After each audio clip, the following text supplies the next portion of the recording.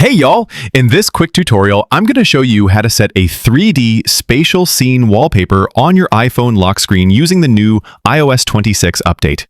Alright, first things first, open up the Settings app and scroll down till you see Wallpaper. Tap on that. Now, to throw on a fresh 3D wallpaper, hit Add New Wallpaper.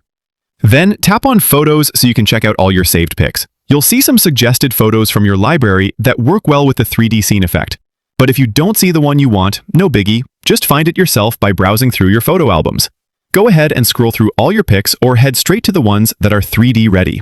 Now, on my iPhone, I don't have a ton of pics that work with this feature, so mine ain't really suggesting any 3D stuff by default, but that's cool. You can still do it manually.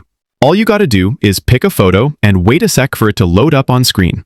Once it's up, look for that little spatial scene icon. Tap it to turn your photo into a 3D scene. Give it a few seconds and boom, your lock screen wallpaper is going to be ready with that awesome 3D effect. If you want to add some extra depth to it, just tap on More and then hit Depth Effect. When you're all set, tap Add to slap that wallpaper on both your lock screen and home screen as a pair. And that's pretty much it. Now, when you hit the power button or wake up your phone, you'll see that sweet 3D effect in action on your lock screen. Want to try it out with some sample 3D photos? Just head up the link down in the video description and download them. Hope this helped you out. Don't forget to like, share, and subscribe for more free tech how-tos coming your way.